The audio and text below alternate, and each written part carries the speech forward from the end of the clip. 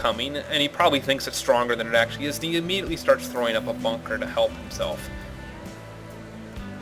Now you can tell he checks to make sure there's no expansion there before he starts running up the ramp, and he does send the zealots up first, but that zealot dies immediately as it hits all the marines and tanks. And Jinro did throw down a point defense drone, which completely repelled his attack. He knew his stalkers were going to be completely worthless on that ramp, and he runs all the way back to his base. Now I think at this point he does have 400 minerals. He should come down here and expand, and he does, so that he doesn't fall completely behind, since he noticed that Jinro didn't have his expansion up yet, but he did see the command center complete, so he knew it was coming and dropping soon. And as soon as Jinro drops his command center, he walls off this with 2 bunkers, which I really like. I like this idea, I like the plan. It prevents anything from running by here later. He'll destroy these rocks later to make this his main entrance, and would make units run all the way around to get to his base. Now Colossi could walk up this ledge here, but it provides you a pretty safe option. He goes ahead and loads these marines up, and he accidentally clicked 1 too many, I think. I don't believe he means to leave 9 marines here. I'm not sure what purpose this one lone solitary marine would serve, but there's little marines standing lonely outside of the bunker. All of his friends inside the bunker are making fun of him. This expansion's getting kind of close to finishing. He's still massing the zealots, stalkers, and sentries. He doesn't have any tech buildings up right now, and as you can see, this Raven came back here and dropped 2 auto turrets. Now these auto turrets count as structures, which changes a little how they're dealt with a little bit. Things like Psystorm don't actually hurt them, if I remember correctly. And he doesn't run these probes away. He uses the probes to try to attack the turrets, and that's just a mistake. I believe those turrets kill 10, 12 probes. You can see that he has 11 probes left compared to 48 SCVs from Jinro. As you can see, this game is pretty much over as of right now, but I will show you the rest of this because I like some of Jinro's play. I like how strong these Ravens, siege tanks, and Hellions, and Marines are. And Jinro's very cautious and just expanding upon his lead. He knows that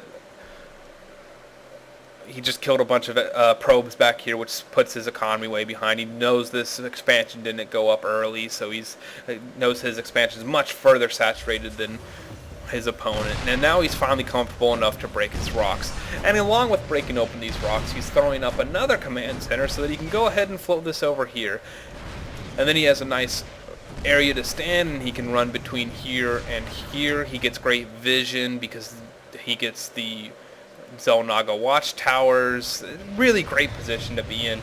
Probably a nice relaxing game for Jinro. He's not too stressed about anything. Maybe a little bit worried because he's used to playing people that are trying to sneak attack him or things like that. But luckily for him, it's just the Stalkers, Zealots, and Sentry army. And if we look at the army tab, we will see how much smaller Red's army is than Jinro's. It's not even close. He did do a little pushing out in the middle and then decides to head back because another drop happened that I missed again. Oh well, you can see the result of the drop. He had to move his probes out, and he had to move his army back to take care of it. So now that he knows the army had to move back to take care of it, he takes the center with his Hellions so his Hellions can rapidly respond to wherever they need to be. And now that that command center is done, he's going to go ahead and float it over and move his army out towards the center as well to give him a nice central location. As you can see, he's throwing up a couple turrets and bunkers. And I believe this is to help take care of any maybe Dark Templar that would run by, or to take care of Colossi, since the turrets will attack the Colossi and do decent damage to them. And then these bunkers help protect your Marines against Psi Storms and against Thermal Lances, which just tear Marines up. He did throw up a missile turret up here, which is always good to see. And here you can see Red poking up again. He just sees all the siege tanks and the Hellions and the Marines and decides not to engage, which is the best idea for him right now. But I'm not sure how much he can do. If you look at the income tab, he's being completely destroyed in gas and minerals. 65 to 29 Harvester. He knows he's in trouble, so he throws down some cannons. And if we go look inside his base, he still only has 3 gates. He never researched warp gates. he must be either a convert from StarCraft 1, because he's not playing terribly, but to not have warp gates is just a mistake. He either doesn't know how they work, or he's very new to the game and both doesn't know how they work.